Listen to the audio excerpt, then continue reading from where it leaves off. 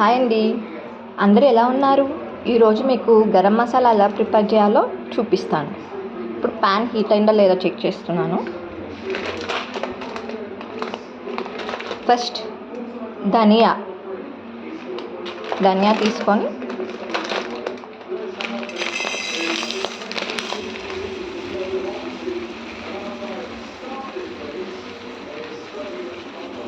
మీకు క్వాంటిటీతో కావాలనుకుంటే నేను మళ్ళీ చూపిస్తానండి ఫ్రై అయ్యాక. ఇప్పుడు వేయించుకోవాలి, దోరగా వేయించుకోవాలి. ఇప్పుడు ధనియాని మాడకుండా చూసుకోండి, సిమ్ మీద పెట్టుకొని వేయించుకోవాలి ఓపికగా.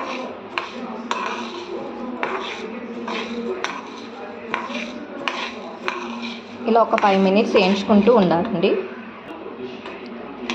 బయట మసాలాలు ఎలా తయారు చేస్తారో మనకు తెలియదు కదండి. మనమైతే మన చేతులతో స్వయంగా చేసుకున్నవి మంచి హైజీనిక్గా ఉంటుంది. ఎన్ని రోజులు నిలువ ఉంటుందో కూడా తెలుస్తుంది. అదే బయట కొనుక్కున్నవి మాత్రం ఎక్స్పైరీ డేట్లు అలాగా పెడతారు, ఎలా ఉంటాయో కూడా తెలియదు. దాంతో హెల్త్ ఖరాబ్ చేసుకోవడం ఎందుకండి, మనమే ఇంట్లో ఉండి తయారు చేసుకున్నాం. ఇప్పుడు చూసారా, కొంచెం కలర్ చేంజ్ అయింది ధనియాలు.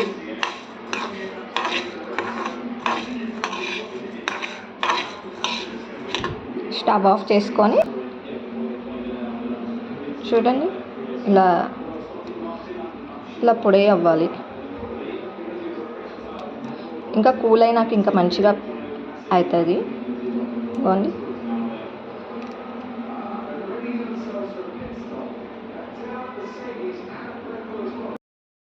ఇప్పుడు దాల్చిన చెక్క,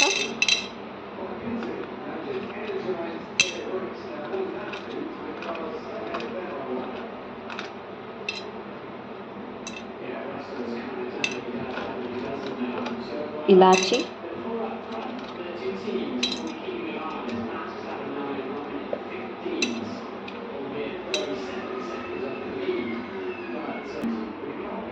లవంగాలు,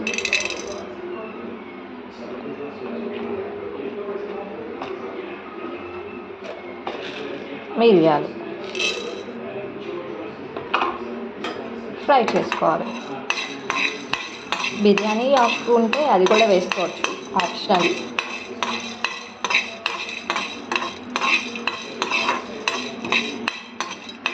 ఫ్రై అవుతుంటే బాగా మంచి స్మెల్ వస్తుందండి.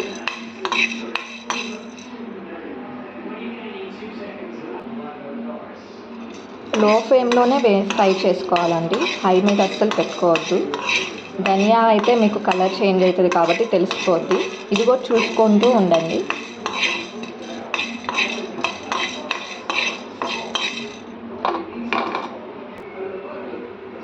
ఫ్రై అయిపోయాయండి.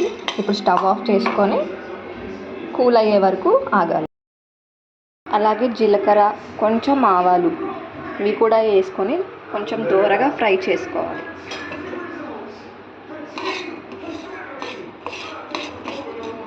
అండ్ కొన్ని మెంతులు, మరీ ఎక్కువ వేసుకుంటే చేదు వస్తుందండి, అందుకనే ఇవన్నీ వేసుకొని కొంచెం దూరగా వేయించుకోవాలి.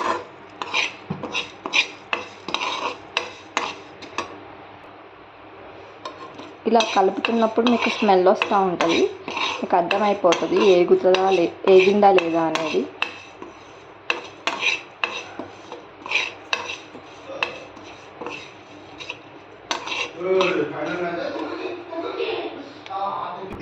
ఇప్పుడు ఫ్రై అయిపోయిందండి, ఆఫ్ చేసుకోవచ్చు స్టవ్.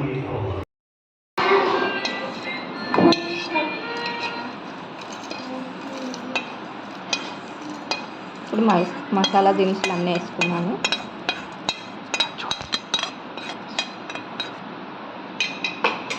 ధనియాలు,